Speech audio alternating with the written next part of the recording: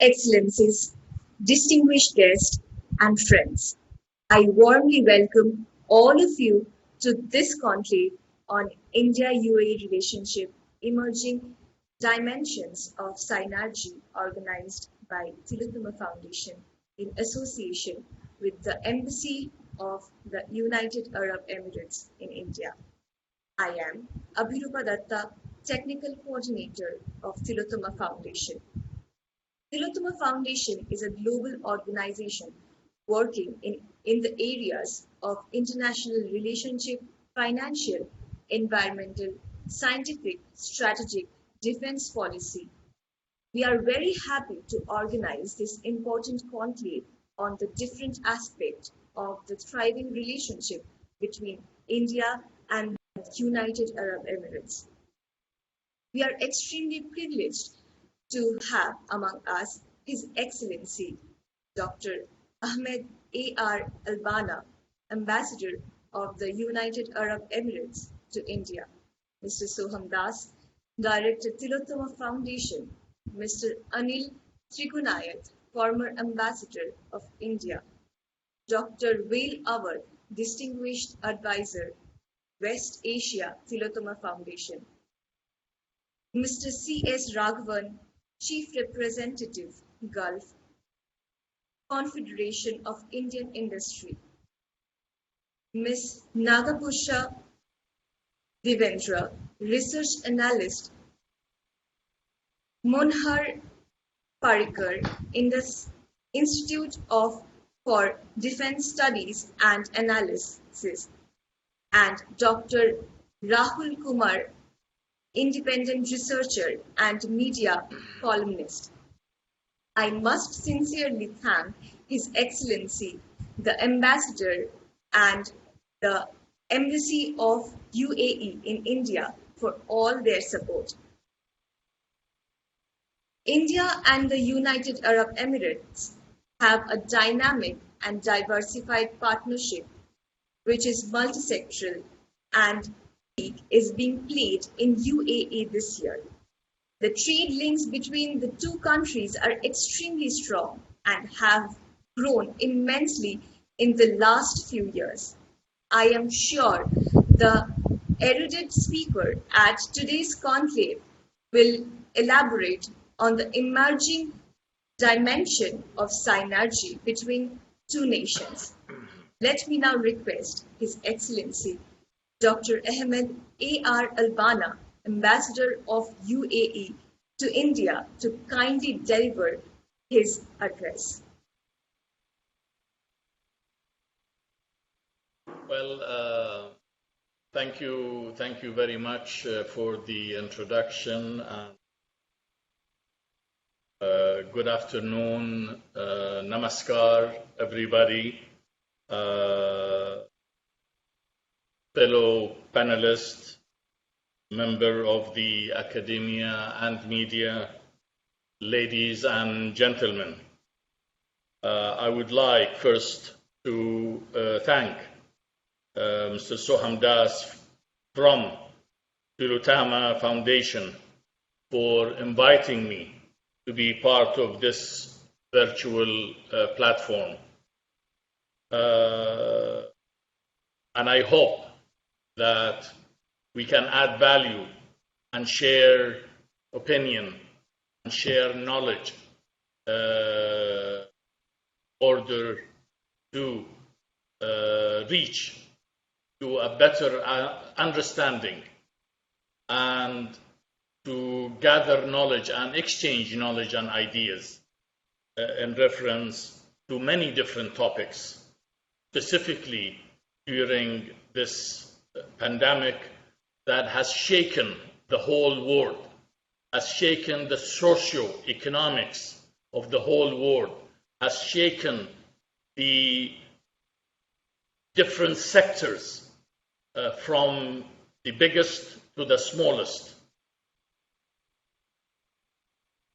Since the Great Depression in the 1937-38, we have never faced such a situation. the effect of this pandemic has reached to almost maybe over 1/3 or more than the effects of that took place during the Great Depression in 1938. If we look at specifically UAE, India, bilaterals, we see the big growth that took place. We see, and I'll give just one small example. In 1985, if we look at our bilateral trade, 1985 was not too long ago. 1985 bilateral trade, India-UAE, was about $185 million. That is 1985. If we look at the bilateral trade, UAE-India, 2019, it is $60 billion. So imagine and look at the numbers and the rate of growth in terms of the bilaterals. Historically, the relationship has been there between United Arab Emirates and India. Even before the creation of the UAE, when the UAE was called the Trucial States, and there were individual 7 states, Emirates. Our relationship goes back to more than 2,000 and even more, 2,000 years.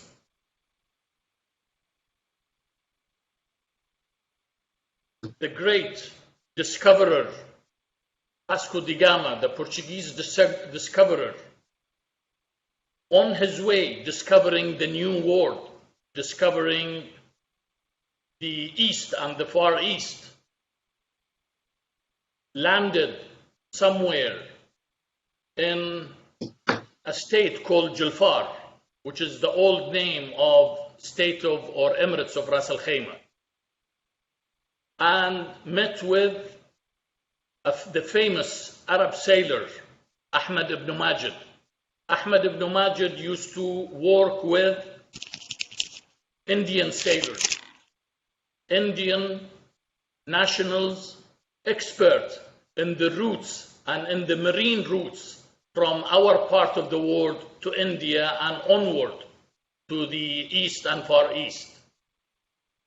The Indian sailors working jointly with Ahmed ibn Majid, they assisted Vasco da Gama to reach to his destination and reach the promised land and reach the Indian subcontinent.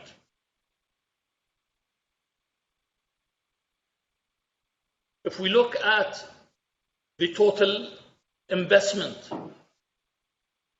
from UAE to India, it has reached to about or more than $67 billion.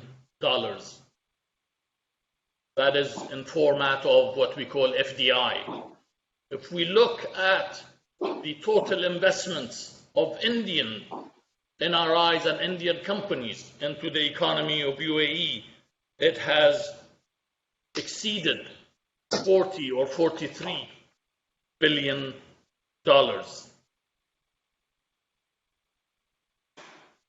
If we look at the main trading partner of the United Arab Emirates, the second largest trade partner is India.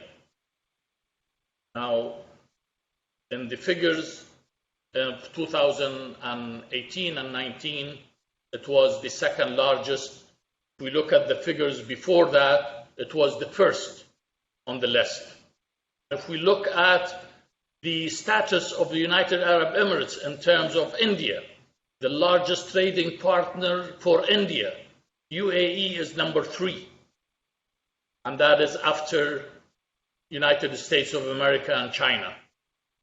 Now imagine the volume of trade between India and US and India and China And then number 3 is India-UAE. Just imagine that number.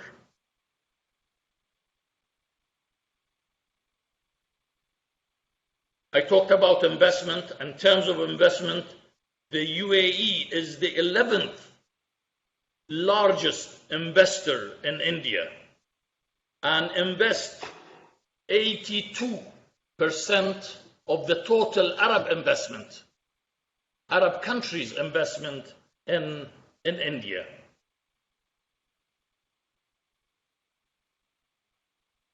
UAE is a trusted partner to India, and we want to be part of the vision of the Honorable Prime Minister Modi, taking India to an economy of $5 trillion by 2025.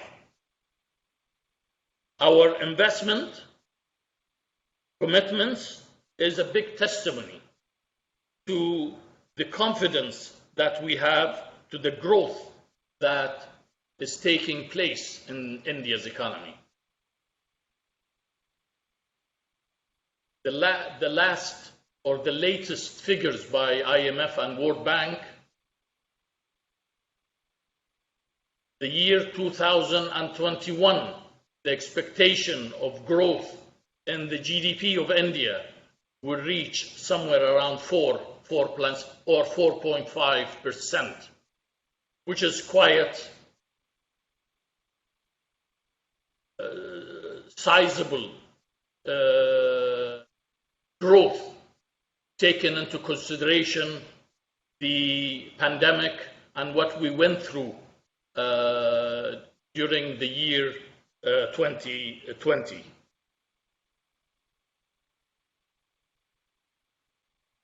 As India values the UAE, and the UAE is a trusted energy security partner to India, the UAE looks in the same way to India as a reliable food security partner to the UAE.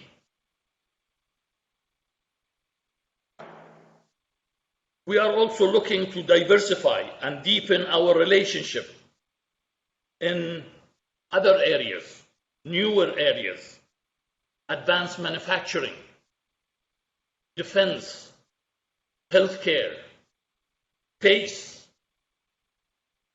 cyberspace, intellectual intelligence, and many other areas.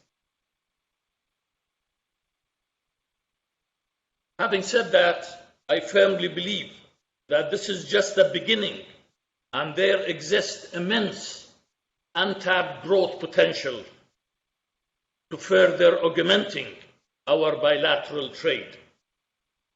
The UAE wants to be India's preferred economic partner in rekindling the next wave of economic growth.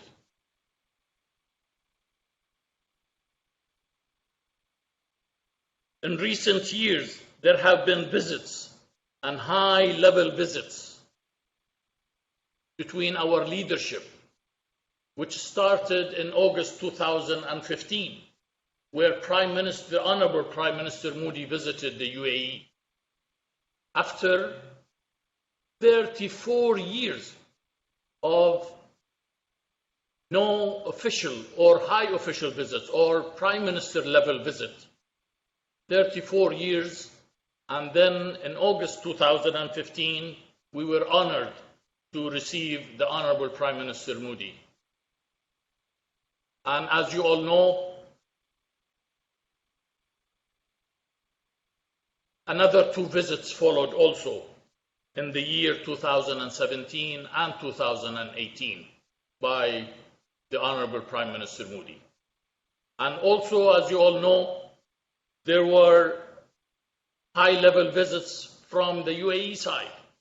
His Highness Sheikh Mohammed bin Zayed Al Nahyan, Crown Prince of Abu Dhabi, Deputy Chief Commander of the Armed Forces, visited India in 2016, and of course visited India also in 2017, being the chief guest of India Republic Day. I think those visits, those high-level visits, aside from the other visits in terms of our different ministers, whether Minister of External Affairs or Foreign Affairs, Minister of Power and Oil, Minister of Education, Minister of Food Security, Minister of State for Defense, Minister of State for External Affairs, and many other ministers who visited India, and also vice versa, different ministers from the Indian government visiting the UAE. This enhanced the relationship and kept the relationship to the point where we call it strategic relationship. UAE signed in 2017 a strategic agreement partnership with India, which was the first country where we have signed a strategic agreement with.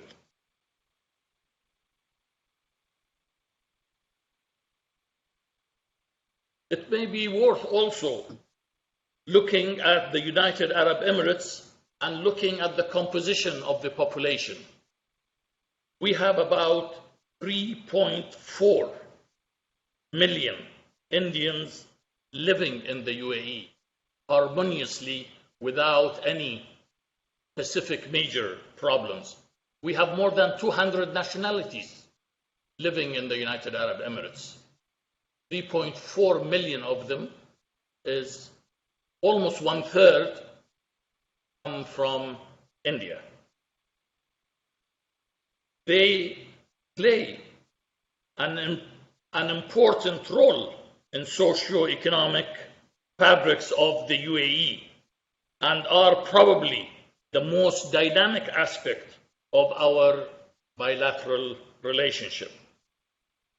As per the World Bank figures, Indian expats, NRIs, they remit to India yearly, or specifically in 2018, there was $18.5 billion remittances from UAE to India, which accounted to about 24% of India's total remittances received from abroad in 2018.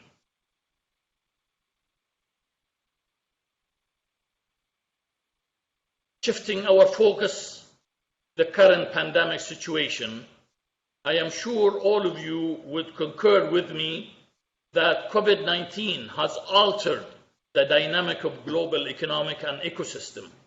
The pandemic has triggered the largest economic shockwave felt across the globe since the Great Depression, as I mentioned earlier.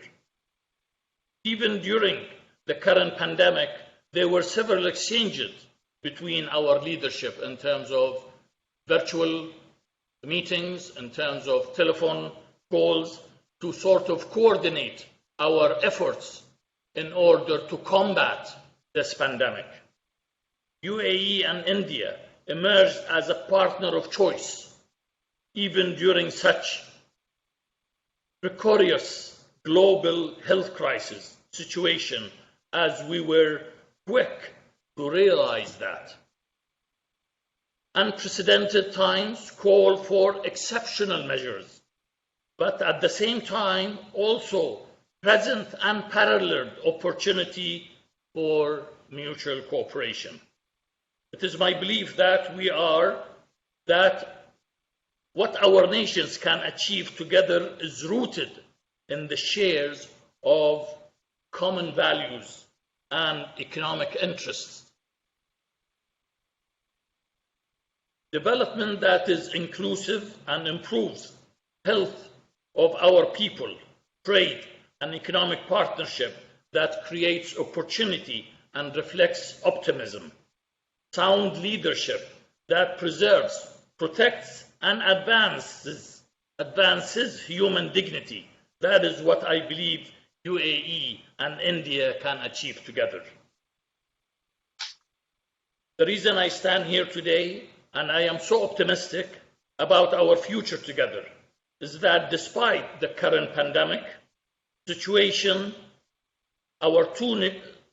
despite the current pandemic situation, our two nations are poised to emerge stronger together, since the core of the partnership lies of our commitment and passion to jointly attain greater heights. Ladies and gentlemen, I don't want to go longer in talking about the strength of the bilateral between United Arab Emirates and Republic of India.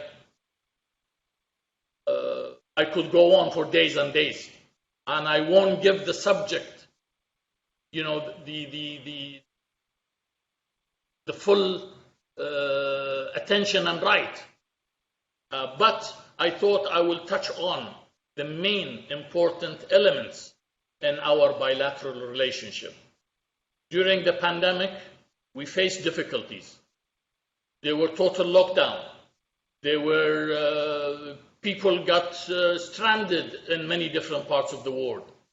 The collaboration that took place between UAE and India in terms of the repat of NRIs from UAE to India, in terms of the repat of UAE nationals from India to the United Arab Emirates, in terms of the support in the healthcare, in terms of the importation of the important medicines and drugs from India to UAE, in terms of the assisting of Indian medical team and staff and nurses and doctors to travel from India to UAE to support the existing healthcare staff in the UAE.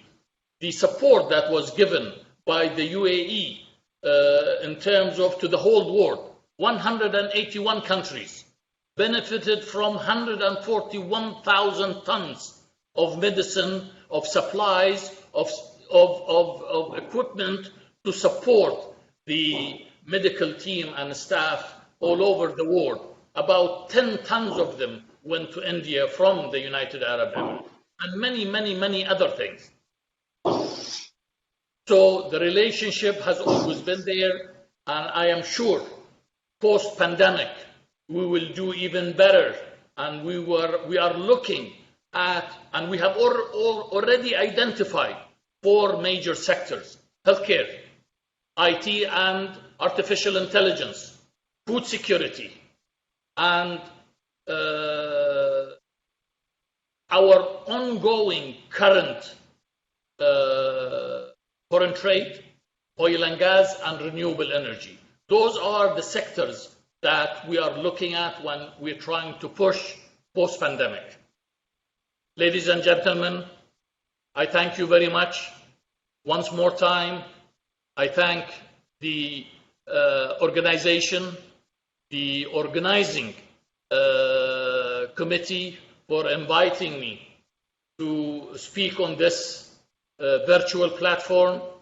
I chapeau and greet my friend, Ambassador Anil, and all of you, and hope that I have added some information and added certain value to this gathering, and I'll be more than glad to listen to the rest of the panelists so I can gain some info and I can gain some knowledge from all of you.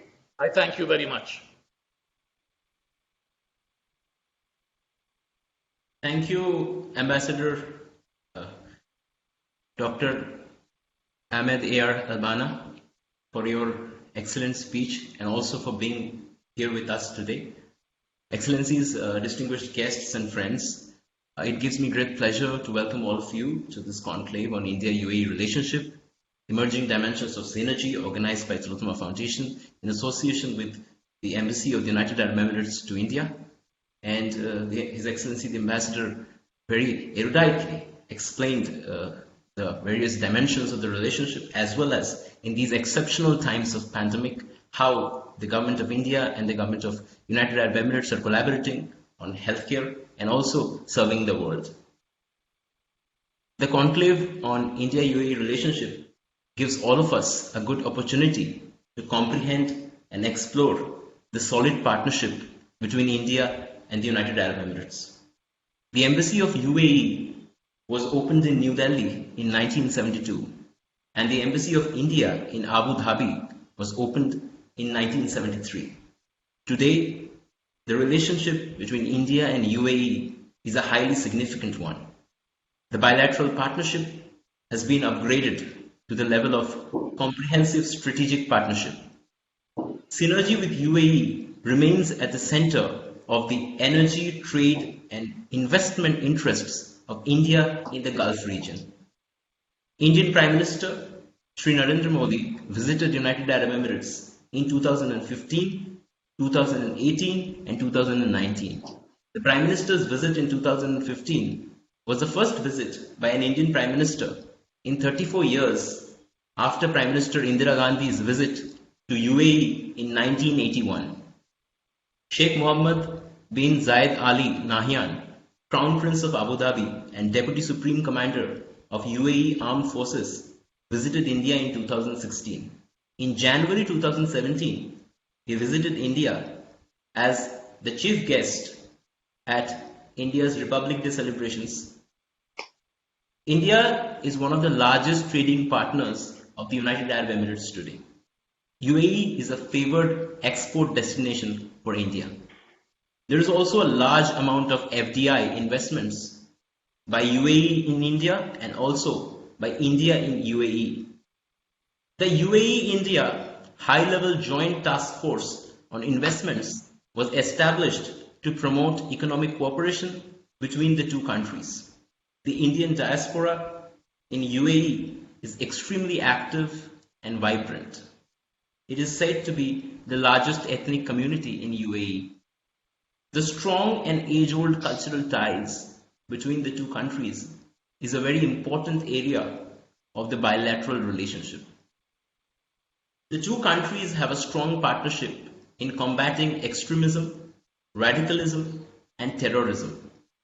There is also ongoing cooperation in the areas of security, defense, and space. Cybersecurity is also an important dimension of cooperation between the two countries. The bilateral defense cooperation is also strong in the area of maritime security, particularly in the Gulf and the Indian Ocean region. Our India-UAE Strategic Security Dialogue was established in 2015. Recently, India welcomed the full normalization of relations between the United Arab Emirates and Israel. India and UAE have also worked together on some international developmental projects in Africa and Afghanistan. UAE has ratified and supported the International Solar Alliance that is being coordinated by India. The two sides have decided to have deeper partnership in the energy sector, including petrochemicals, with focus on investment and joint ventures. I think there is immense potential in this partnership. We must look to further expansion of the ambit of this partnership. Collaboration in the sectors of education, healthcare, tourism, civil aviation, etc. can be further boosted. I wish this conclave all success. I do not want to go on, as there are a number of speakers who will be elucidating on different important aspects of this partnership. But let me thank you all for joining this conclave, and I'm looking forward to hearing from the subsequent speakers. I think we request Mr. C.S. Raghavan, Chief of Gulf of the Confederation of Indian Industries, to begin his presentation. Please set up.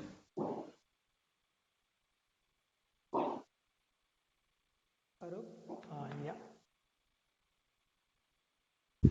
Good afternoon, Excellencies, ladies and gentlemen, and also my fellow distinguished speakers on the panel and the various participants in the session. Am I audible? Yes, you are. Please proceed. I hope I am audible. Okay. First, I would like to thank and congratulate Tillotoma Foundation, who have come forward to organize this very timely conclave on India-UAE relationship with emerging dimensions of synergy, along with the embassy of the UAE, India. And I must compliment both the organizations for taking this initiative of doing this. It's festival time in India, and then I believe today is start of the festivity in Calcutta with the Durga Puja, and I'd like to wish you all a wonderful celebration going forward over the next 3-4 days. I would like to take you through whenever it comes to India-UAE matters, relationship. Having lived here for about 22 years, I'm more excited of what's happening between India and the UAE from time to time. So I've been asked to focus on trade partnership between India and the UAE. Excellency, the Ambassador Dr. Albana has covered the trade figures, the investment figures, and how relationship has changed, trade and political relationship has changed over the past 2 years, including the visit of Prime Minister of India to the UAE. I'll touch upon it very briefly because Excellency has covered it extensively during his speech. So, as you are aware, India-UAE enjoys strong bonds of friendship based on civilization. Two countries have translated into a rapidly expanding, mutually beneficial partnership. Two nations now enjoying extensive framework of agreements, partnerships. The close geographical proximity, historical links, cultural affinity, natural synergies, challenges, all of these provide further impetus for this robust engagement. Next. Can you change the slides?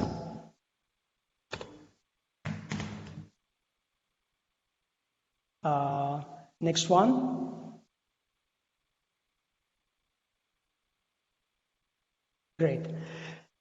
For a long time, Mumbai served as the UAE's gateway to India and as a springboard to a world of learning and opportunity.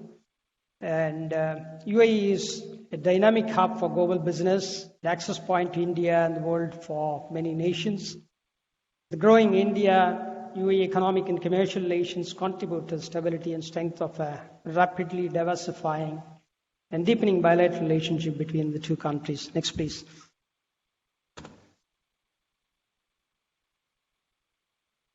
So, Excellency has already covered the trade figures. What it was in 70s, $180 million is now today valued at about $60 billion, making UAE India's third largest trading partner.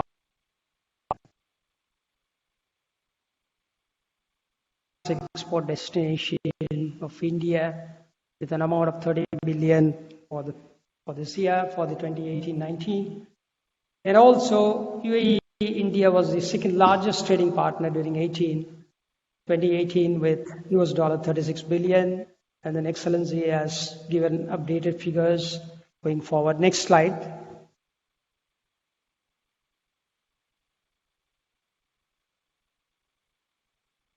Let me speak my slides.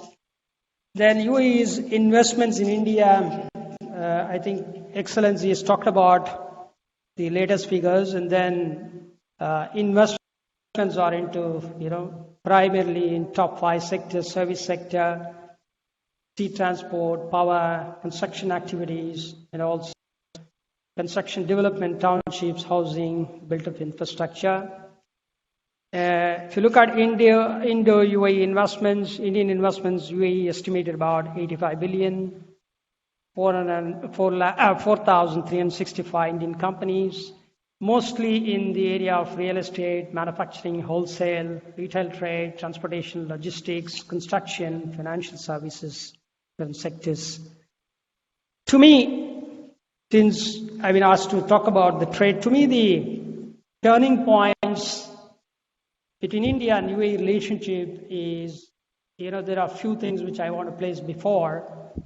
One is the 1985, which is the start of the Jebel Ali Free Zone.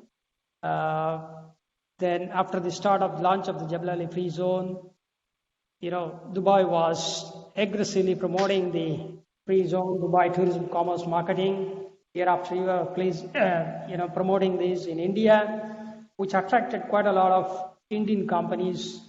More than 500 Indian companies moved and seized these as an opportunity for enlarging trade. That's the first turning point I see from my side. The second is the visit of Michael Porter to Dubai in the year 1999.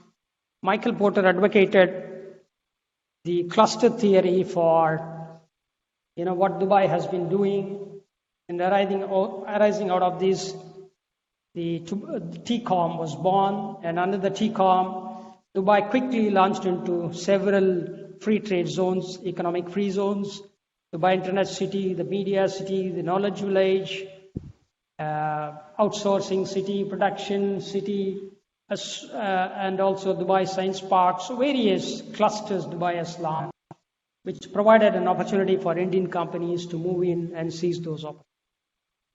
And then the visit of Indian Prime Minister to the UAE during 2015 was again a turning point for going up the ladder in terms of accelerating the India-UAE.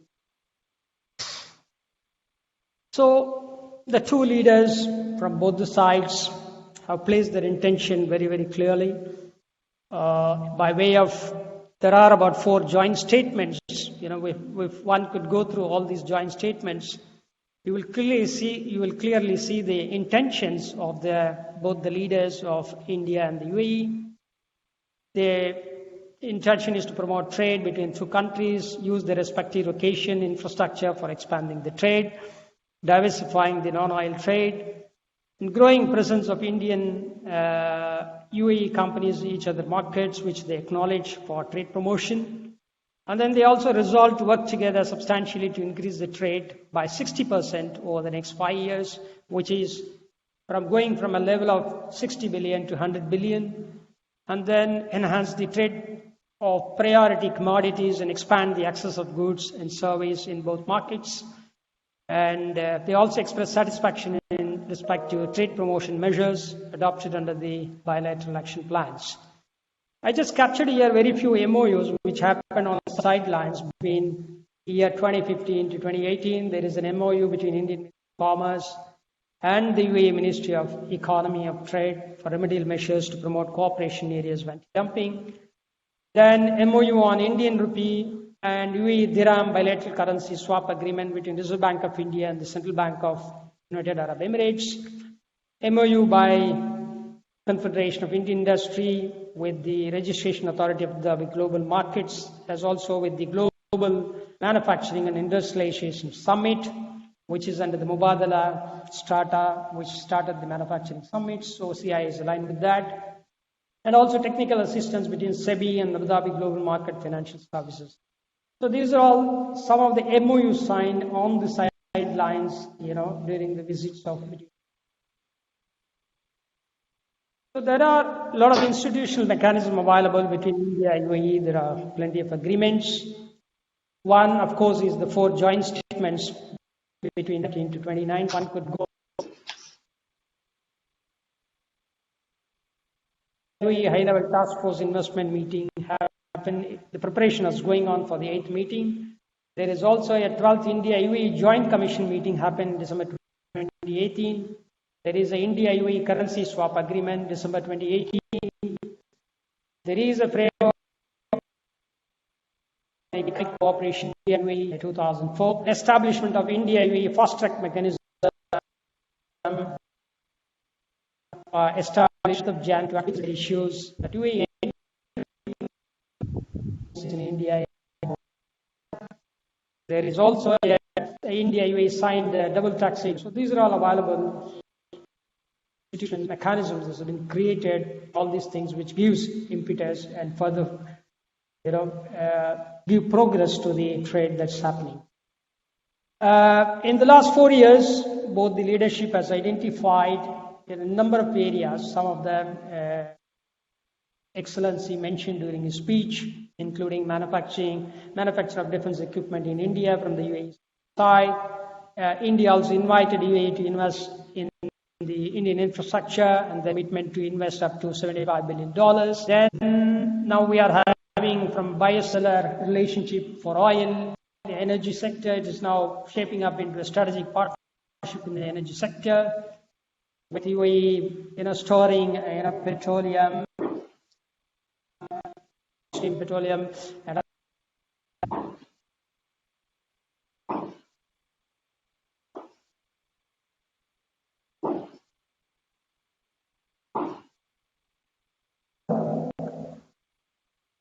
Hello?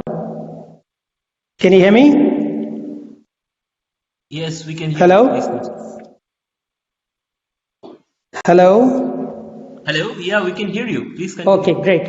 And also, okay, we got the disconnected. From India to the UAE side, India evinces interest to partner in the infrastructure projects being undertaken by the UAE in preparation for the World Expo. And also Indian companies have enormous capability in infrastructure development in the power sector, transmission, civil construction, railways, metros, hotels, renewable energy. Then India has the capability in the SME sector. And also India can bring in a lot of expertise on the IT, ITES and system design manufacturing. So as a result of what happened in the last 4 years, 15 to 19, engagement with the highest levels, a lot of these UAE-based organizations moved into India, started investing. I quoted only 3 of them, which is DP World, In Terminals, EMA Properties. DP World, of course, managing about 6 port terminals across India. They're building 2 free trade zones. There are also many other areas they're participating in integrated supply chain capabilities across port terminals, rail, warehousing, inland rail, so on many other areas. And also they recently launched the UAE-India bridge. Similarly, Sharaf Group is doing a number of things through Hind terminals in India, in logistics parks. Other conglomerate from UAE has moved in EMA Properties. UAE is talking about food security, so they're trying to launch the UAE-India food corridor, particularly in states of Maharashtra, Madhya Pradesh, and Gujarat. And many other organizations have been investing, the ADIA, Mubadala, and all of them. How do I see going forward is accelerating the trade. Jabal Ali was instrumental right from 85 onwards. JABSA, now DP World, which is attracting Indian companies to come. And now there is a lot of effort from Abu Dhabi by way of Khizad. That's a new free zone. They also launched the polymer park there. And also other 2 port-based free zones, such as the Fujairah Port, Hamaria Port free zones, which is in Sharjah. So all of these ports are going to play a very, very important role in accelerating the trade between India and the UAE. Similarly, the effort being made by DP World to accelerate the trade. Again, accelerating trade through various clusters. I talked about Michael Porter and the effort by Dubai to launch various clusters. So there is a Dubai Industrial Park, there is a Dubai Investment Park, Dubai Science Park to attract pharma companies. Companies like Himalaya have already moved into the Dubai Science Park. And then Dubai International Financial Center, where a lot of Indian banks are moved in to support trade, project finance, various other things. So there are a lot of these mechanisms and ecosystem available to push trade. Again, some more clusters, Dubai Multi-Commodity Center, which is there in JLT, and there is a Indo-UAE agro-trade traders, sitting there dealing in commodities. It also has a tea, coffee center, all of these going to accelerate the trade. Then we have Tawazun Industrial Park, where a lot of defense enterprises we see, moving into advantage. Masdar for city for renewables. Dubai Commerce City for e-commerce free zones. And again, accelerating trade through trade shows. Dubai does excellent trade shows, which attracts a number of people, a number of companies to move in here and accelerate trade. Some of the best exhibitions run in this region is the Middle East Electricity, Gulf Information Technology Exhibition, Gulf Food, where India comes with 300 plus participants, the Big Five construction related, air conditioning, other related exhibition, ADIPAC, where India puts a very large India pavilion, oil supply, oil field supply companies, and everyone is now looking forward to the Expo 2020 come. So all these clusters, trade shows are, going to help India push up the trade from what it is today from 3 billion. In the last 1 week, Dubai had 2 important seminars, conclaves, one focusing on the food trade, other focusing on the healthcare sector, pharma. So the DP World made an excellent presentation how they are going to help India's food trade going this year. India is the #1 food basket supplier for the UAE. And then UAE plan to invest about 7 billion in mega food parks, logistics and warehouse hubs, contract farming in India. These are all been presented by the DP World recently in a seminar which we had alongside Agrotech exhibition. Then there is also a India-UAE healthcare partnership, and the seminar happened where His Excellency also spoke at that. And yesterday's newspaper carried a heading, Pandemic Takes UAE-India Cooperation to New Heights.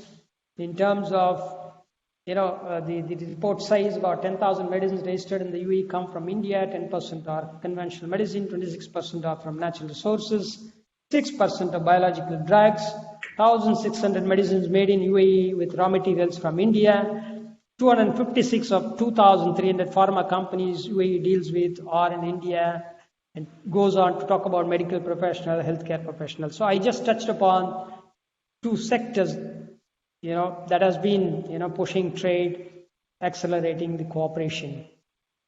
Some of you might be knowing very recently during the pandemic, India launched Prime Minister the Atmanirbhar Bharat concept, which translates to self-reliant India, self-sufficient India, is the vision of the Prime Minister of India of making India a bigger and more important part of the global economy.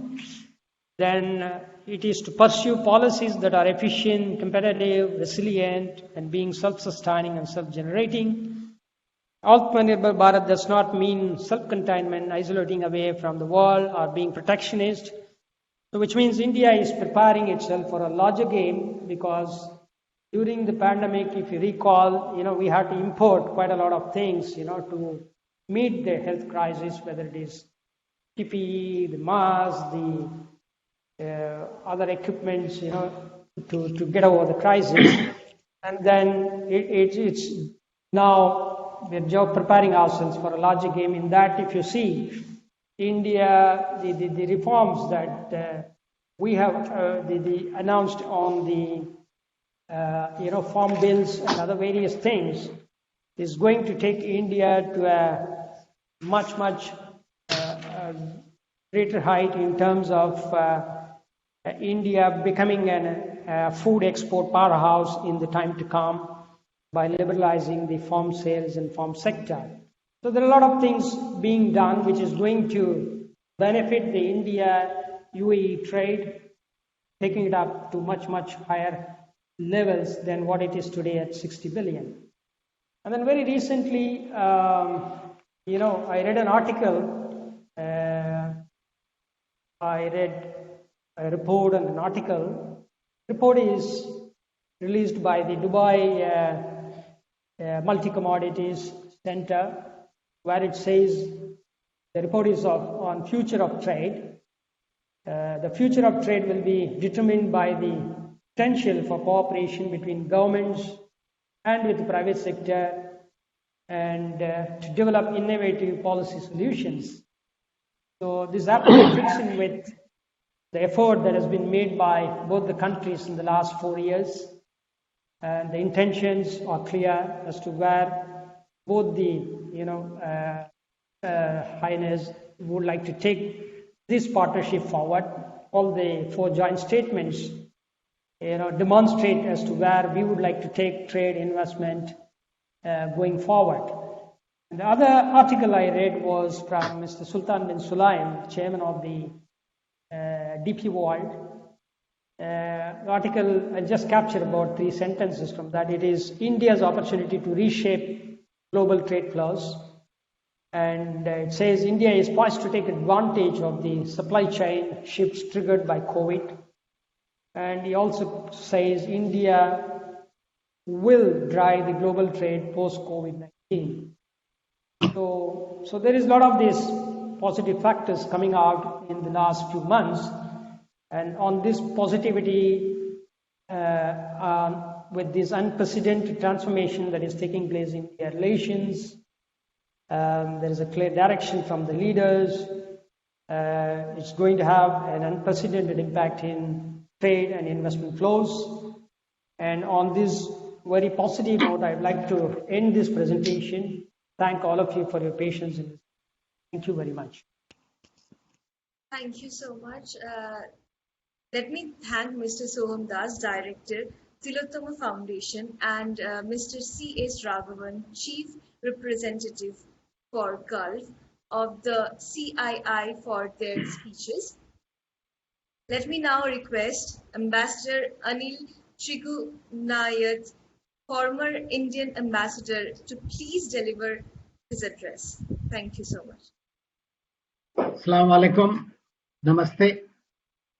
Your Excellency and dear friend Ambassador Dr. Albana, Mr. Soham Das, Director, Tillotoma Foundation, esteemed panelists, dear friends. I express my gratitude to UAE Embassy and the Tillotoma Foundation for their invitation to me to share my thoughts with you.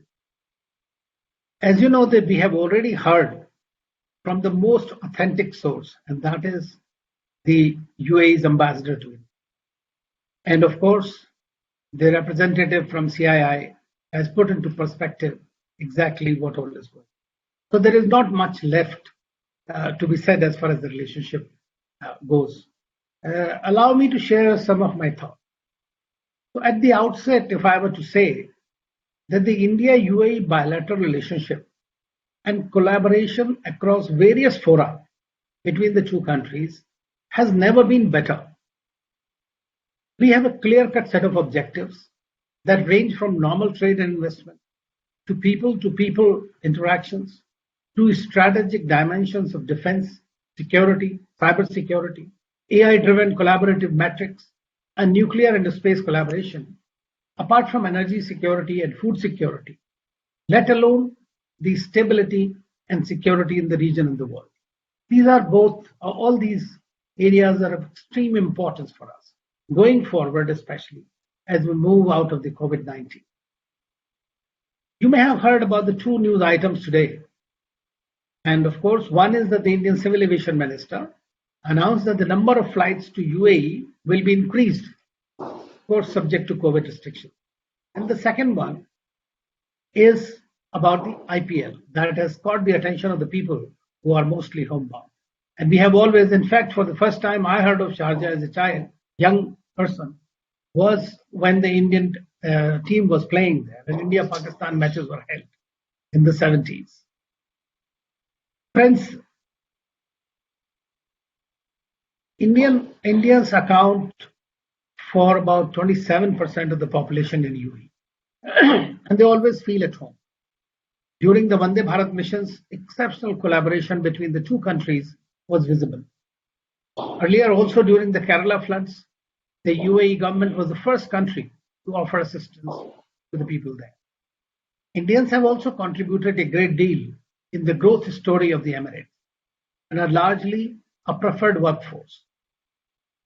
Global recession, economic downturn, low oil prices are all having a tremendous negative impact on national economies and trade and investment.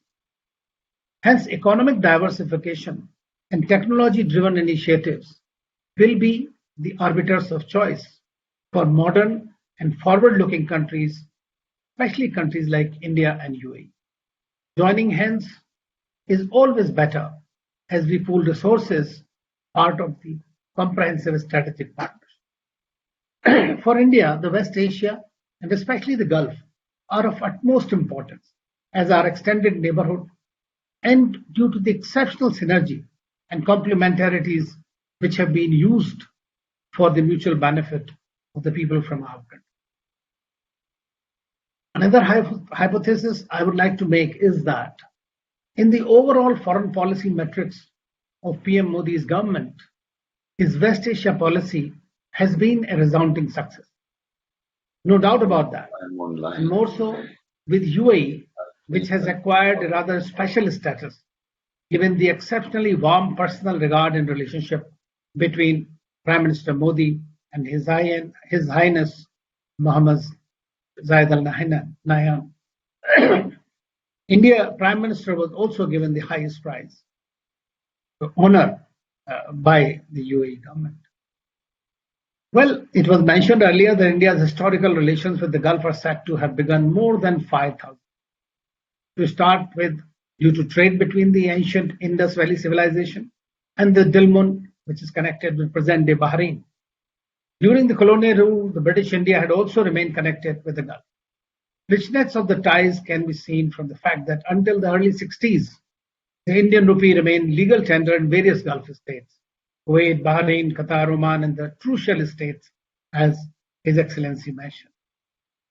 At present, the Gulf has become very much an integral part of India's extended neighborhood, not only due to close geographical proximity, but also an area of broadening national interest and rapidly growing Indian influence. As such, the many centuries-old historic maritime and cultural links have rapidly evolved into strong partnerships. For example, there we can summarize into 3 E's: energy, economy, and expatriates. Subsequently, India's relationship with the Gulf region is its largest regional trading partner. And we have heard about the second largest partner, and Ambassador mentioned about sometime being the first. I used to be the Joint Secretary Gulf when we had this unique honor of UAE becoming India's largest trading partner in 2008. India's long-standing policy of avoiding alliances or associating with any military groups and refraining from foreign military deployments not mandated by the United Nations has been lauded in the region, as it has made India to be counted as a reliable friend, an all-weather friend in the region, contributing to each country's progress, partnership, prosperity, and above all, building up a peaceful society.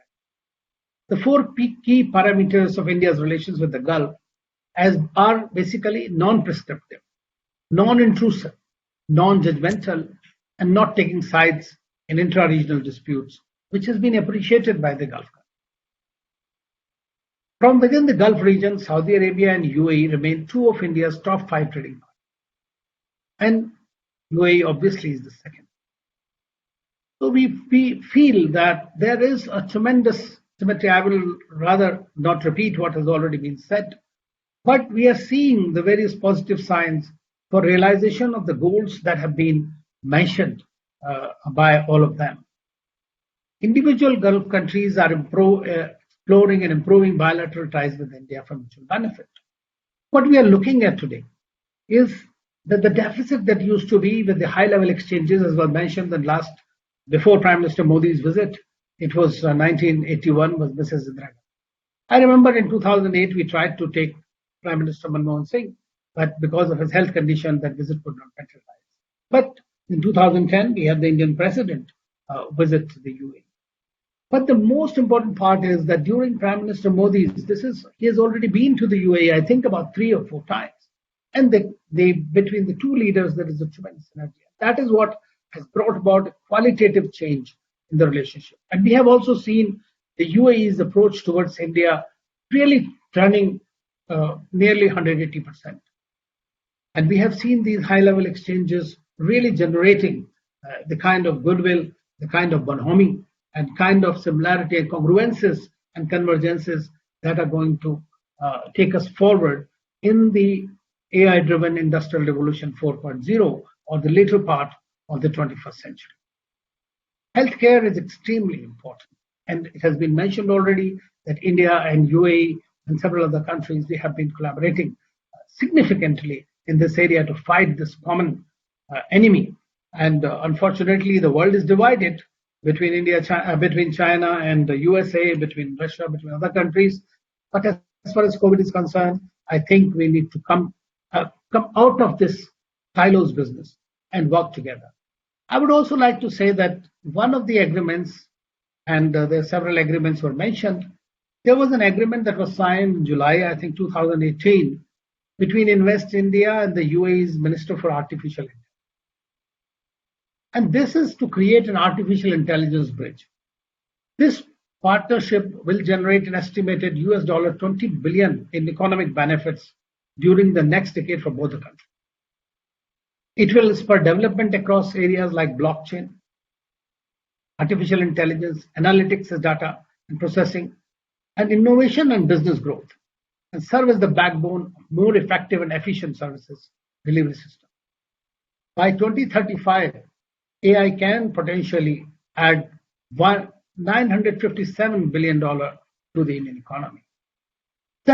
And apart from that, 17 other agreements were signed and several companies, and it has been mentioned, who are working together. And now we are also, perhaps as the UAE has invested significantly recently in the Reliance industries, only I think about a week or 10 days back, I believe that we could also work together in the 5G sector and the new telecom technology. We are also working in the area of nanotechnologies, in the area of space cooperation, and we have signed an agreement, but it is also the UAE side has welcomed the joining of the former ISRO chairman on the advisory board of the UAE's space agency. Because the future that we are looking at now is going to get into the high-tech domain. And in the high-tech domain, India and the UAE have to work together. And we are happy to, and we have supported the developments that have taken place of friendship and Abraham Accords between the UAE and Israel. And that is, Israel is also a technological powerhouse. And we can definitely think of some kind of a collaboration in various areas, whether it is in agriculture, food security, energy security, renewables, or high-tech, basically, in the artificial intelligence sector. And I think in those, we are going to do much more.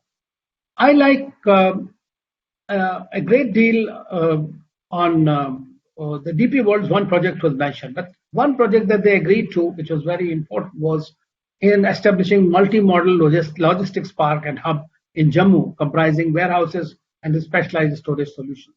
Very few countries have tried to show their interest in establishing businesses in Kashmir area, and we are very happy that UAE happens to be one of the leaders in that. A high-level task force that has been set up by the two leaders is definitely looking at how to promote bilateral investment and get into the new areas. Now, whether it is India's Make in India, Digital India, Skill India, Smart India, Innovation, Clean India, we lack a lot, but we need to achieve a lot. And together, we can do much more. And I find that there is a lot of possibility.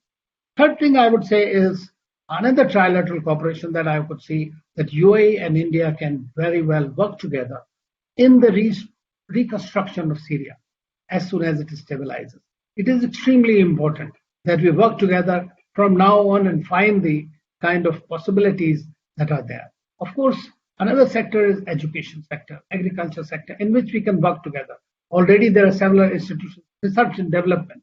We should work together. We should have greater exchanges between the two countries' people, and especially the youngsters, the children.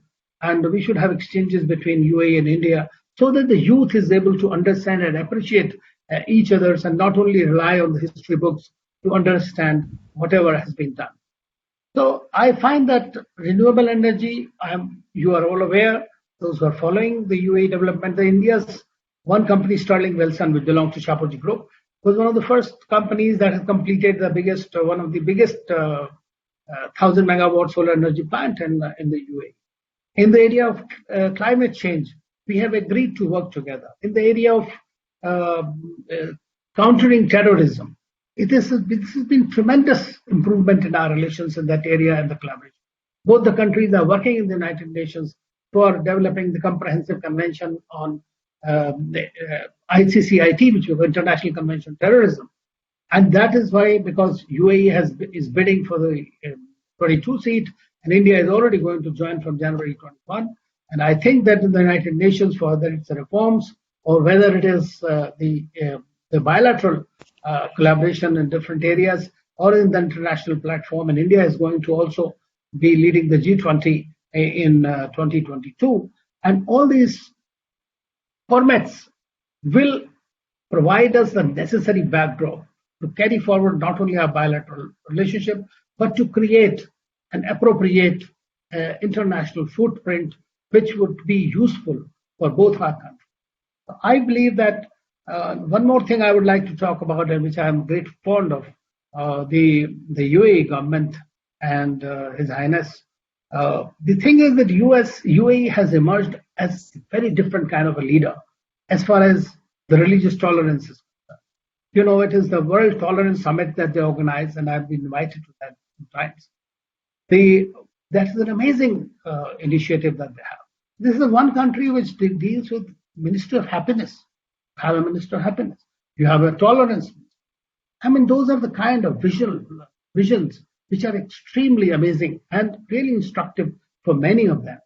And one thing that the UAE only could have done, and that has been done, when they invited late Shrimati Sushma Swaraj to the OIC by the Foreign Minister of UAE, and there she talked about that is an acknowledgement of India's credentials, Islamic heritage, the credentials, the India's economic powerhouse.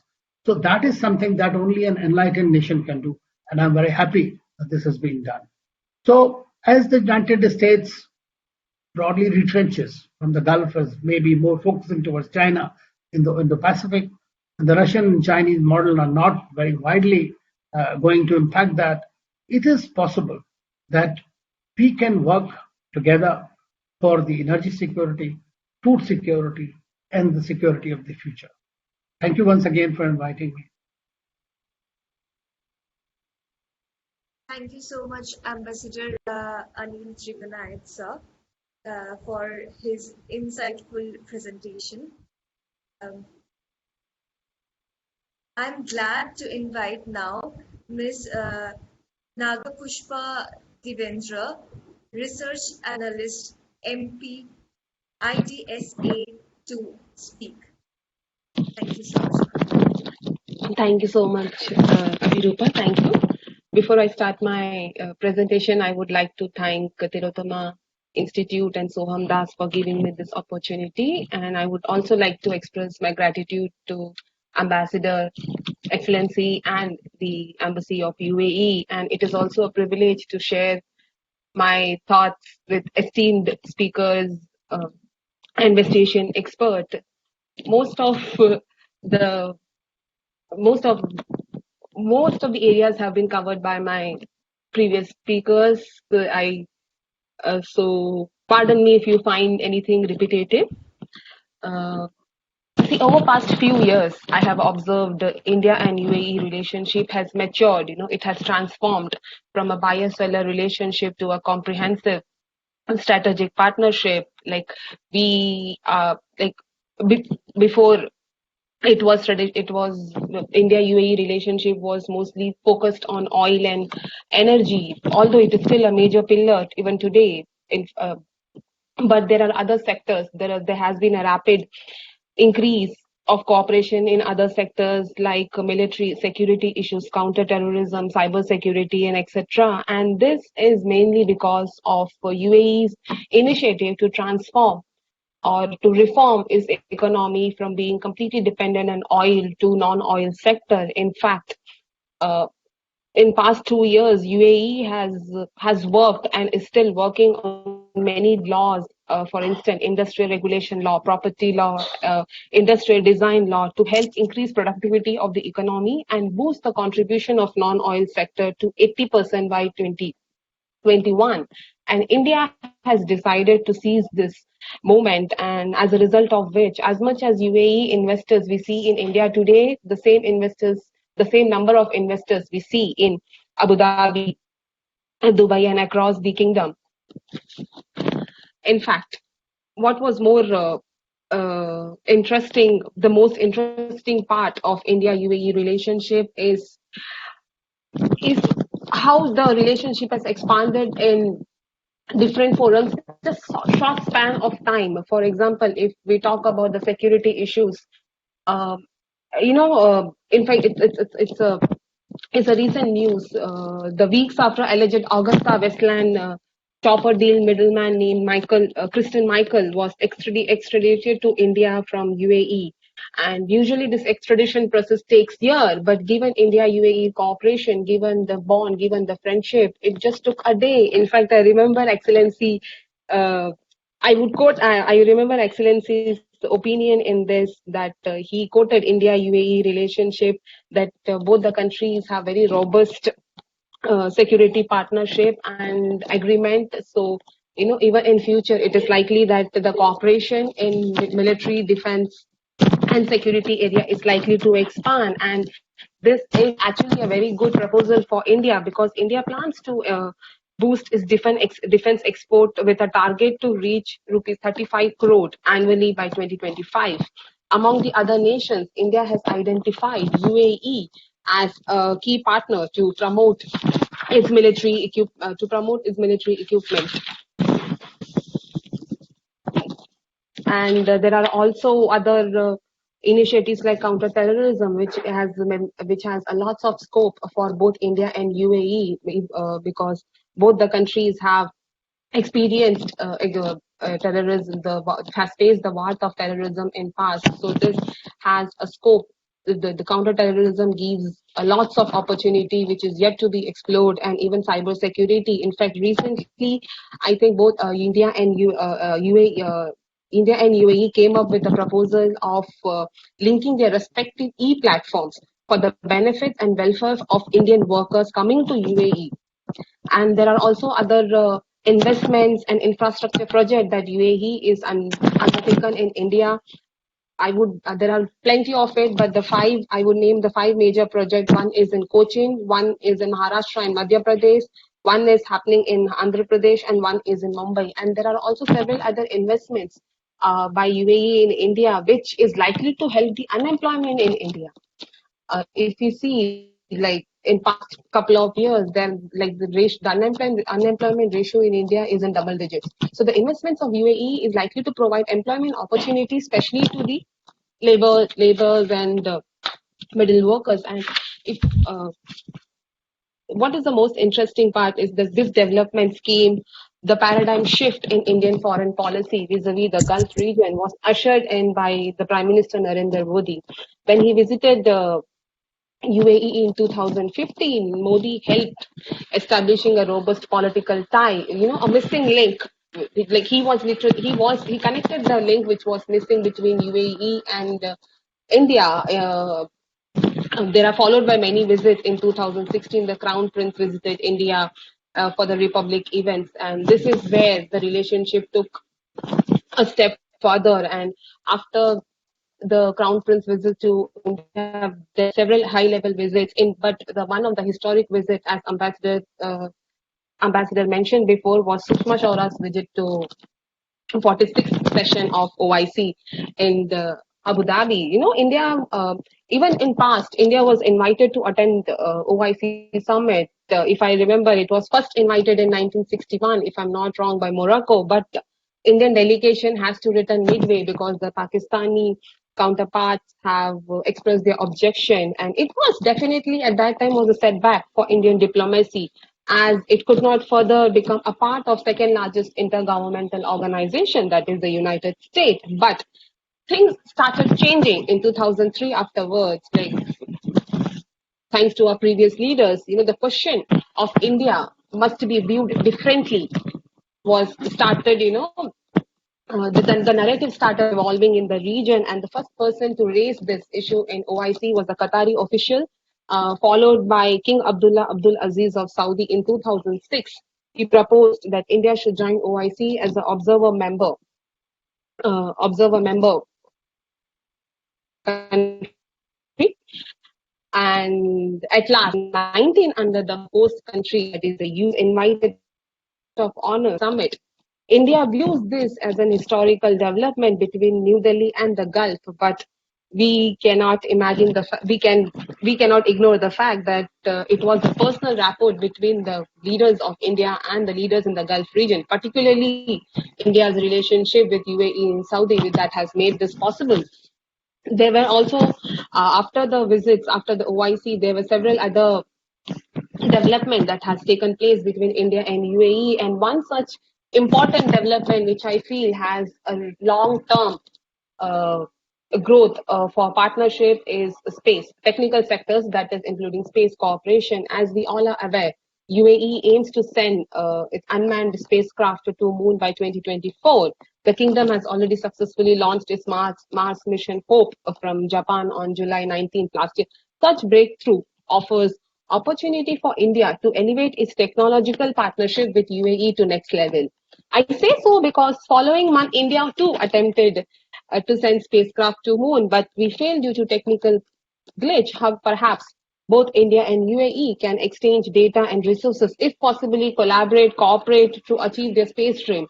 Both India and UAE have already signed MOUs in this field, and it is time for both the countries to act on the MOUs and explore every possible means and explore space together or independently, but it would be easier with the help of each other. At the end, success matters here. After all, not everyone make it to space. So far, only Soviet Union, China, and US has successfully made it to moon. Israel and Japan have tried, but they have failed. However, I personally feel that UAE has a scope, has a serious scope here, and India should take advantage of it, and both the countries should benefit from this partnership. On another important area which I feel where India and UAE must focus is defense.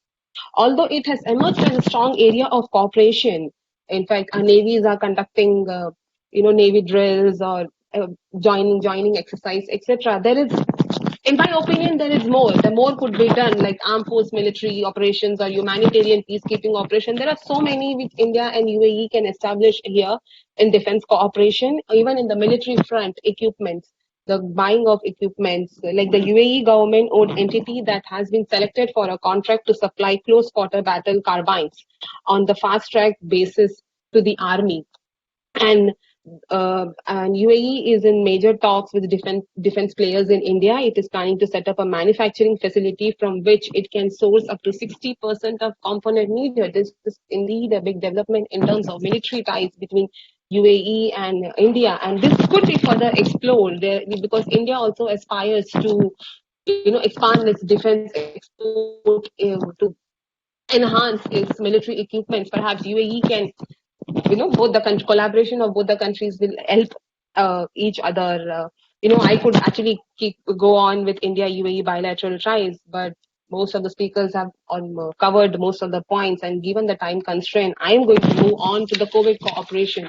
It was in, although India and UAE do share a comprehensive strategic partnership, this pandemic has made both the countries realize that the relationship is beyond partnership. The bond both the countries share, it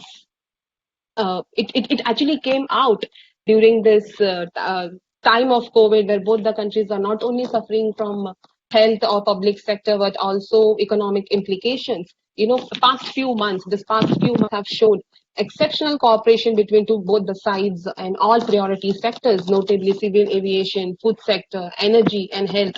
And in fact, we all know that Indian community is the largest community in UAE, and they too were affected by the pandemic. In fact, if you look at the remittance, I'm going to skip the data part because it has been mentioned so many times.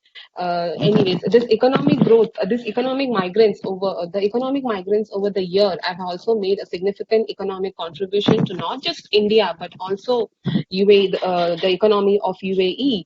The annual remittance made by the largest community in UAE was estimated to be over 70 billion last year, and this has affected this year. There has already 20% decline in the remittance, and the World Bank and IMF is expecting more decline in coming days. Although this is definitely going to affect both Indian as well as UAE economy, because given the pandemic situation, lockdown and other restrictive measures, many Indian immigrants had to return home. Few have lost jobs, few the students, different professionals, both blue collar and white collar sector has faced setbacks, because oil refineries, facilities, hospitalities, tourism sectors, everything was closed during that time.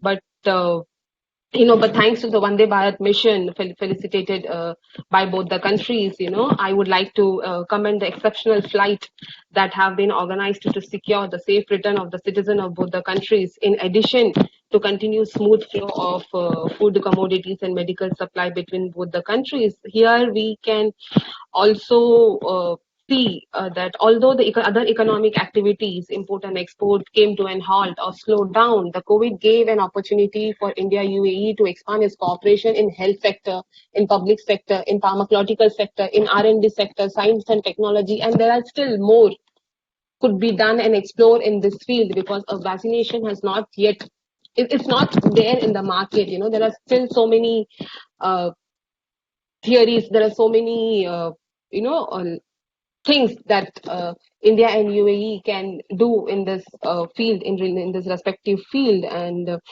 in fact, the pandemic actually is it's actually a realization call for not just India and UAE, but also rest of the globe, that the security of a region or a country is not necessarily be disturbed by war or conflict or any political deadlock. It can also be affected by a pandemic like this, and in future perhaps India and UAE must take such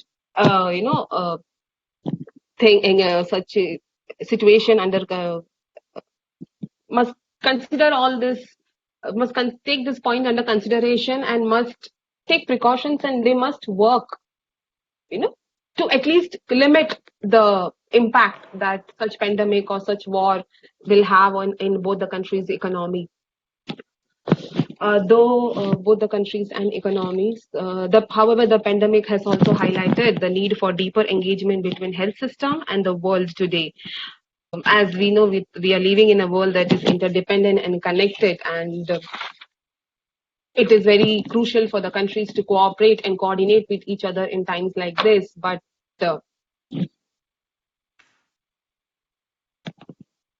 in times like this, nevertheless, what we see is in India and UAE relationship has not just developed bilaterally in defense and security or in other area, it is also developing internationally.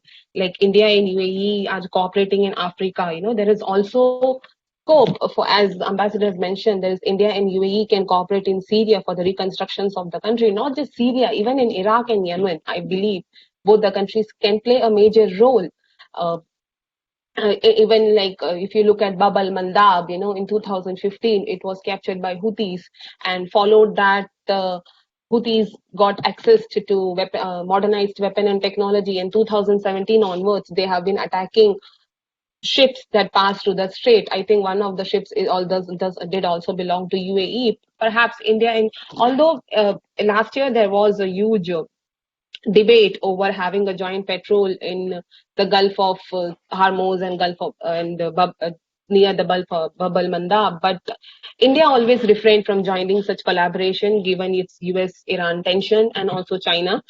But India and UAE has a scope there. Like probably they can collaborate in that particular area. They can have naval exercise, joint patrolling, anything that is possible in that particular strait to protect the choke points in Middle East, because it is very crucial not just for UAE but also for India. And what lies ahead India UAE relation is that in post-COVID era, both India and UAE must continue to cooperate closer and must explore other areas, as previously mentioned by the speaker: artificial intelligence, space, defense, energy security, food security, railways. These are already there, but there are so many other sectors that needs to be looked at, that needs more attention by both these countries. One is agriculture, and the people to people contract, like think tanks collaborations or institutes collaboration. There are so many other examples and opportunities that both the countries need to explore. And with India growing economic, political, strategic interest, India cannot stay aloof with the current geographical along with current geographical environment in Middle East, whether it is war in Yemen or UAE's rift with Qatar or Iran. India has to be involved with all these regional parties vigorously, and UAE is one of the best country India could rely on, India could depend on, And that's why it came as no surprise when UAE Ms. decided to Pushpa, normalize. So I'm please. concluding it. I'm concluding it. Just give me 2 minutes. It came as okay. I'll just conclude it India and UAE relationships are indeed going through a golden phase, but the former needs to maintain an incredible approach in furthering an interest of both.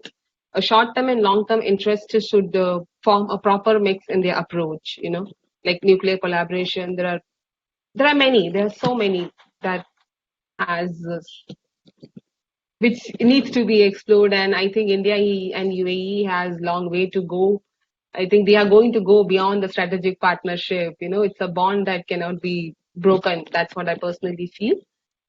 Thank you so much, Soham. Thank you for once again for giving this opportunity. Thank you, Ms. Pushpa. Dr. Awwad. Good afternoon, Excellency. Thank you very much for joining us. It's lovely to see you again, and I am very happy that we have been listening to you and to your whatever you have put on the discussion was very valuable and important. And distinguished panelists also have contributed a lot to the bilateral relation between India and UAE. And on my part, I have just had a few points, salient points, which I wanted to emphasize on these after I'm listening. I don't want a repetition of what had been said earlier. So I think what we have seen in this, why UAE is very special to India. I mean, the GCC as a whole is all countries have a very strong relation with India, and the India energy security and also India geopolitical extension to this part of the world is of a prime importance. So stability in the area is very important for India and for the Arab world. But I wanted to emphasize more on the UAE and India. Why it is so valuable is the relation. I think it has to do something with the late founder of UAE, Sheikh Zayed bin Sultan Al Nahyan, when he said that he has a vision for this looking east policy and his natural extension into this part of the world, which have created the atmosphere and the ambience to have a very strong and bond relation with India. And I think his visit to India, which was in 1975, was the milestone in their relation, especially after gaining independence in 1971. So I think that also gives us the visionary of the UAE leadership, current leadership also, which also focus mainly on the pragmatism and realism in foreign policy and in the region. And I think that is the total contribution, which also fall in the line with India foreign policy in a pragmatism phase, as India call it, or the realism phase.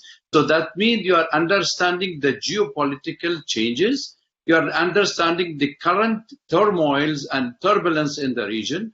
You are also taking in consideration the security apparatus and the challenges facing not only this part of the world, but the rest of the world because of cyber crimes, because of terrorism, because of the piracy, and because of so many issues which could be tackled only collectively as a global leadership can do this, and only leaders will have the visionary they can do so. I think these are the area where I have seen the trends, and the India and UAE relation have grown up from 5.9% in 1996, the trade between the two countries, to currently 17.2%.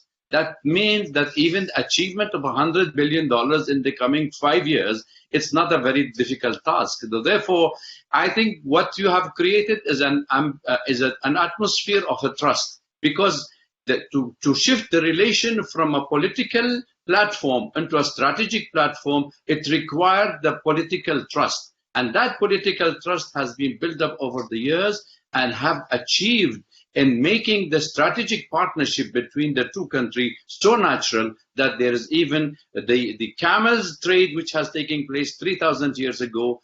Now it become an offshore and onshore trade, which have the latest technology to make it happen, not only for as a connecting point, but also to make it to the rest of the Arab country and to the rest of the world.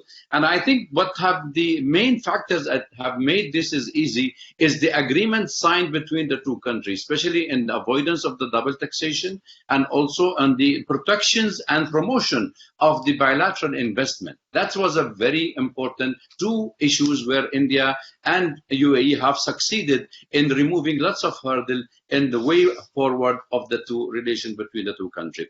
I think what I can also stress and the point of India opening economy have also helped UAE to look forward into investment in India. But Indian part required to have more of a liberalization of the investment policy where the funds and the UAE can come. Similarly, UAE have also opened the investment into to the rest of the world, and especially to India, where they have given huge areas of investment and creating port for manufacturing, for repacking and all in UAE. It's a clear indication that these are also a milestone in the relation between the two countries and all. Taking all this in this consideration, I wanted to focus 2-3 points politically. I know we are talking in trades, but I think the development in the recent, which give us a new events and the new challenges to take it. One is the regional imbalance. The regional imbalance becomes so much so after the American withdrawing its influence not only from the Mediterranean but also from the Gulf area. So that also created a vacuum. Who can fill up this vacuum? It's India. And India is a trusted partner not only by the UAE, by the rest of the Arab world, because of it is equidistance of relation with the rest of the world and have kept a very cordial relation of non-interference with the internal affairs with any country. So I think that vacuum can be filled.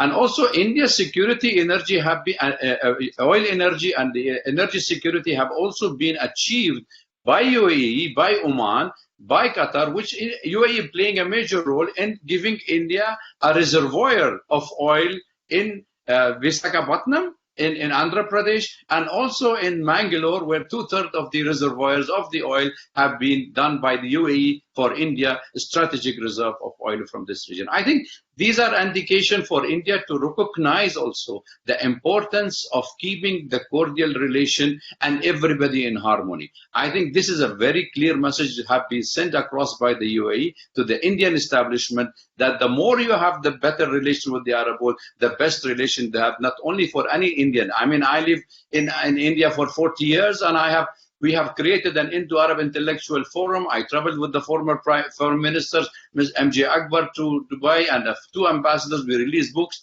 and I could see the Indian diaspora in UAE are so vital and so active, and we were able to create a forum.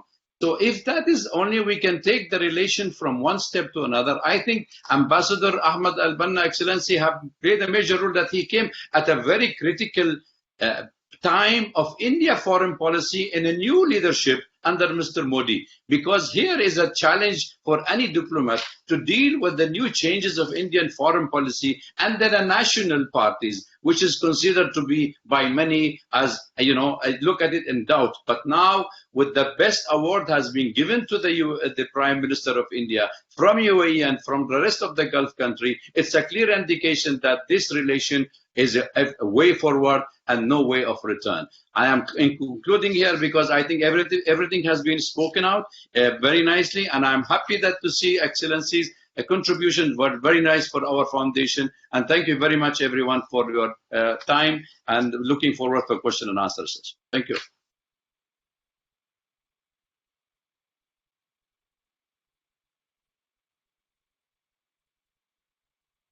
Soham, you're muted. You're muted. Thank you so much. Thank you, Dr. Awwad, for your presentation. Let me now request Dr. Rahul Kumar, independent researcher and media columnist, to make his presentation. Dr. Soham Das, thank you so much. Good afternoon, His Excellency Dr. Albana. And I think most of the relationship between UAE and India has been covered up by distinguished guest speakers, and His Excellency has already spoken in detail on every aspect he has covered already. What I would like to concentrate on few things which India and UAE can develop more in future also, post-COVID also. I would like to discuss some of the challenges in one of the industry. I will not talk about many industries, but I will talk about air charter industry. Air charter industry, everybody, because you have been many times to UAE. Most of the people have many times to UAE. Dubai is a hub for air charter industry. And India and UAE can develop this air charter industry. But UAE has already done its greater part. But India lacks some of the challenges we are facing, like the air charter industry people, those who are owning aircraft, business jet aircrafts, they are facing some of the hurdles in India to land. For example, Dubai gives on the same day the permission to land a aircraft, business jet aircraft to land on the same day. But in India, in case anybody coming from UAE or other parts of the world, they need to apply for landing permission. It takes 3 days, but it takes 3 days on the civil airport. But when we talk about the defense airport, it takes almost 1 month. So, you know, a businessman who is having an aircraft and has a meeting with the Honorable Prime Minister or any Indian businessman, he doesn't have time. So, India has liberalized its policies in 1991, but on the ground, there are some challenges. Both the country can invest and both the country can earn lot of billions of dollars in this industry. You know, as you know, everybody know about this, that in Abu Dhabi, Hindu temple is being built. Honorable Prime Minister Narendra Modi laid on the foundation over there in 2018.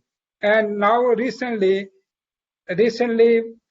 Foreign Minister and International Cooperation Minister of UAE also visited to supervise the progress of that Hindu temple. And there is an opportunity for the religious tourism to UAE from India. So I would like, since we are already running late, I would like to say only few things in this industry that India has to look on and India has to learn from UAE to open up this air charter industry. And secondly, there is a need to open up sky policy for UAE India so that this sector can grow and a lot of people can come to India with their business. They can invest in India. Similarly, they can go to invest in UAE also. I think I would like to conclude this thing. These are the challenges which all businessmen from air charter industry are facing. If Indian government thinks about this and open this and liberalize this and make a reforms in this, then there are billions of dollars lying in UAE that can come here, and from India also some business can go. Thank you so much, and I thank all the organizers and Dr. Soham Das and his staff also, Ms. Dutta, who has been continuously, communicating with me about this conclave. And thank you all. Thank you, Highness, for your precious time because you are so busy throughout the day. Thank you so much. Thank you, Dr. Rahul Kumar, for your presentation. I would request Dr. Ahmed Albana, Ambassador of UAE to India, sir, if you could give the concluding remarks.